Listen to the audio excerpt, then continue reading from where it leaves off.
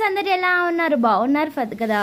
So రీసెంట్గా మా mummy అయితే ఆలుగడ్డ బోండా చేశారు ఫ్రెండ్స్. ఆలుగడ్డ బోండా ఏంటంటే మనకి లోపల ఆలుగడ్డ స్టఫింగ్ ఉంటుంది, దాని మసాలాస్ అన్నీ కలిపి ఆలుగడ్డ ఉడకబెట్టిన తర్వాత మసాలాస్ వేసి ఫ్రై చేయాలి, మళ్ళీ దాన్ని శనగపిండిలో కోటింగ్ చేసి డీప్ ఫ్రై చేయాలన్నమాట. ఆలుగడ్డ బోండా అంటుంది, చాలా టేస్టీగా ఉంది, కానీ ప్రాసెస్ మాత్రం చాలా పెద్దది, కొంచెం ఓపికతోని చేసుకొని తినాలి ఫ్రెండ్స్.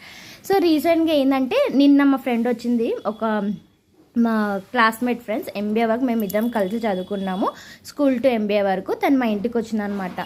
సో మా ఇంటికి వచ్చి తను అన్నీ షేర్ చేసుకుంటారు ఫ్రెండ్స్, యాజ్ అ ఫ్రెండ్స్గా మనం షేర్ చేసుకుంటాం, తప్పేం కాదు.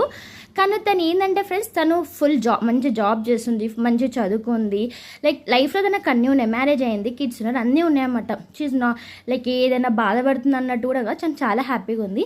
వేళ్ళ గురించి ఎప్పుడు ఏడుస్తూ ఉంటుంది ఫ్రెండ్స్. వాళ్ళ అక్క అండ్ అన్న వీళ్ళు తినని పట్టించుకోరంట, వీళ్ళు కొంచెం రిచ్, తినకన్నా వాళ్ళు కొంచెం రిచ్. సో వీళ్ళు మనం పట్టించుకోవాలని ఎప్పుడు ఏడుస్తుంటుంది.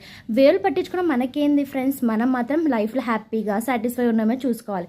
తనకుండా తను మర్చిపోయి వేళ్ళ మీద ఎప్పుడూ ఏడుస్తుంటుంది ఫ్రెండ్స్, నాకు అస్సలు నచ్చదు.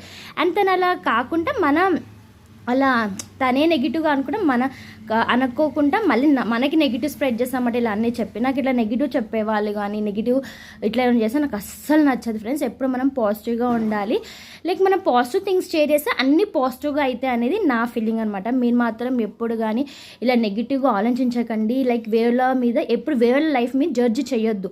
వాళ్ళు ఎన్ని కష్టాలు పడి ఇప్పుడు హ్యాపీగా ఉన్నారో మనకు తెలియదు కదా. సో మీరు ఎప్పుడు జడ్జ్ చేయకండి, మీరు మాత్రం హ్యాపీగా ఏవైతే మనకి లైఫ్లో దొరికిందో దాంతో హ్యాపీగా ఉండండి, ఇంకా లైఫ్లో చాలా దొరుకుతాయి. బాయ్ ఫ్రెండ్స్, మీరు కూడా ఈ బోండాలు చేసుకొని తినండి. Bye bye.